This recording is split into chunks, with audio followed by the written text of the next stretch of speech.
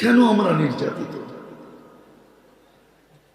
যে উম্মতকে আল্লাহ কুদরতি হাতে বাছাই করলেন, আমরা বাছাইকৃত, কুদরতি হাতে বাছাইকৃত এই উম্মত।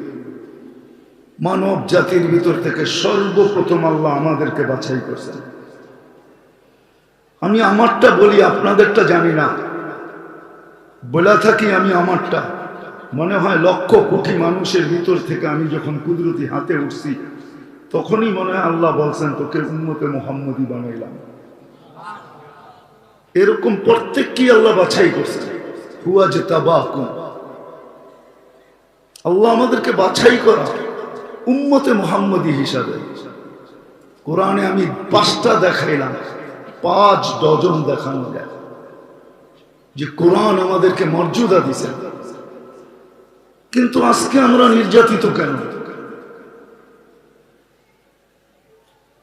আমার মনে হয় গরম শুনতে শুনতে আপনাদের ঠান্ডা ভালো লাগতেছে না, এজন্য আমি কথাকে গুছায় নিয়ে আসতেছি।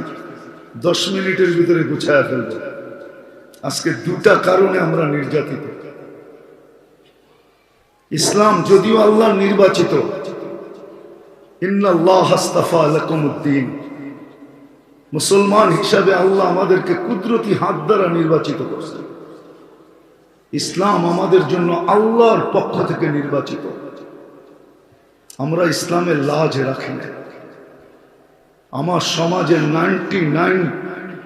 99% মানুষ, যুবক বলেন আর নারী, যুবক বলেন আর যুবতী বলেন, পুরুষ বলেন আর নারী বলেন, শিক্ষিত বলেন আর অশিক্ষিত বলেন, সবাই আমরা গায়রুল মাগদুবি আলাইহিম ওয়ালাদ-দাল্লিন। যদিও আমরা প্রত্যেক নামাজে পড়ি, কারি যদিও তার কেরাতের সুর উঠায়, ইমাম সাহেব যদিও তার কেরাতকে বিভিন্ন ভঙ্গিতে পড়তে চায়, কিন্তু আমরা শুধু মুখে বলি, কিন্তু গায়রুল মাগদুবি আলাইহিম ওয়ালাদ-দাল্লিন এর ইশকে আমরা মাতাল। ভালোবাসায় আমাদের এই মনটা ভরা। আমরা ইসলামের লাজ রাখি নাই, ইজ্জত রাখি নাই। ইসলামের ইজ্জত যদি আমরা রাখতাম, তাহলে আবাবিল ডানা মেলা কোনোদিন উঠতো না। আবাবিল আছে দুনিয়াতে না নাই? হ্যাঁ জানেন? যাই না বলতেছেন না? না যাই না? হজে গেছেন কেউ এখানে? কে হজে গেছেন? হাত উঠান তো। হজে গেছেন না? রাত্রে দেখবেন হেরেমের উপরে ছোট ছোট কতগুলা পাখি ঘুরতে থাকে, ওইটাই আবাবিল। আমাদের দেশও আছে। সপ্তাহ 2 আগে হবে, বিকালবেলা আমি কাঁচপুরে দেখতেছিলাম, কাঁচপুর ব্রিজের উপর দিয়ে উঠতেছিল। আবাবিল তো এই জন্য তৈরি হয়েছিল না যে ডানা মেলা উঠতে থাকবে আর শোডাউন করতে থাকবে। আবাবিল তো এই জন্য তৈরি না। মশা তো এই জন্য তৈরি না যে কয়েলের ব্যবসা করবে আর মালদার হতে থাকবে আর মশারির ফ্যাক্টরি বানাবে আর বৎসরে আমরা 3-4 বার চেঞ্জ করব। মশা তো এই জন্য তৈরি হয় নাই যে এক্সপ্রে আলারা এক্সপ্রে বানাবে আর টাকার পাহাড় বানাইতে থাকবে। মশা তো এই জন্য তৈরি হয় নাই। উঠান ইতিহাস, নমরুদি জাতিকে তো আল্লাহ ধ্বংস করছিলেন মশা দিয়া। মশা তো এই জন্য তৈরি হয়েছিল। 800 বৎসরের রাজত্বকে ধুলায় মিশাইয়া দিছে মশা। সারা দুনিয়ার রাজত্ব যার হাতের ভিতরে ছিল। 800 বৎসরের ভিতরে কোনো অপোজিশন পার্টি ছিল না। নমরুদের আমলে 400 বৎসর জুতার বাড়ি ছাড়া, 400 বৎসর জুতার বাড়ির সাথে।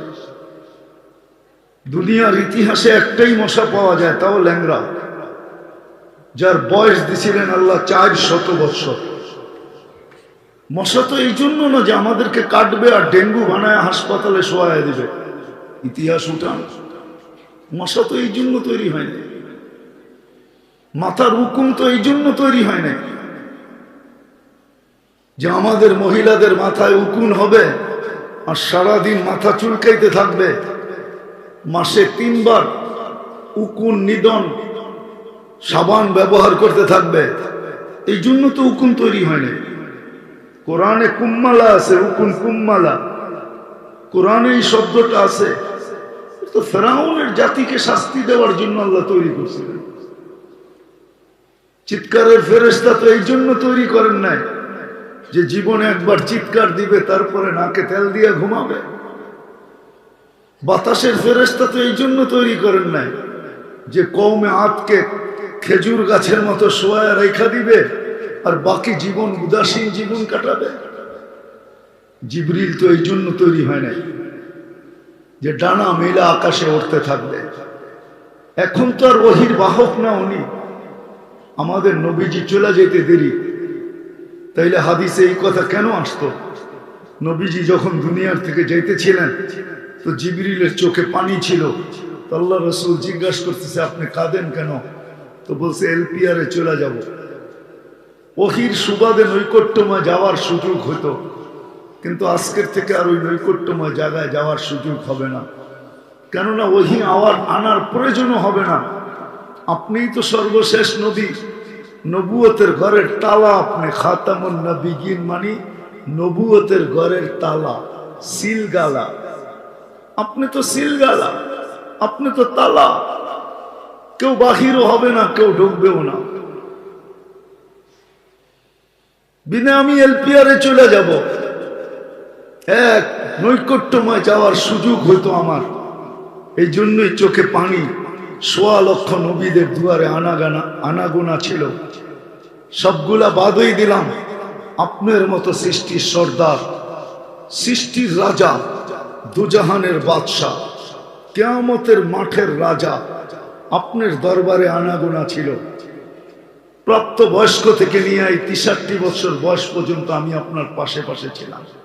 আর সত্য এটাই, আল্লাহ রসুল যেদিন জন্ম নেন ওদিন মিকাইল আলাইহিস সালামকে আল্লাহ বডিগার্ড হিসাবে নির্ধারণ করেন।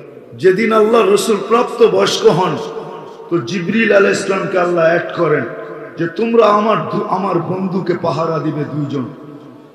বিদায় আজকে মনের ব্যথায় চোখে পানি। এখন তো আর ওনার ওহি আনতে হয় না। ডেড সি তো বাংলাদেশে না, ডেড সি তো ইসরায়েলে। আমি তো নিজে চোখে দেখে আসছি। 5 কিলোমিটার চওড়া, 100 কিলোমিটার লম্বা, 2.5 কিলোমিটার চওড়া, 100 কিলোমিটার লম্বা ইসরায়েলের আন্ডারে, আর 2.5 কিলোমিটার চওড়া, 100 কিলোমিটার লম্বা জর্ডানের আন্ডারে। জিবরিল আলাইহিস সালাম তো পরের খোঁচা দিয়ে বানাইছেন। হাদিস তো এটাই বলে।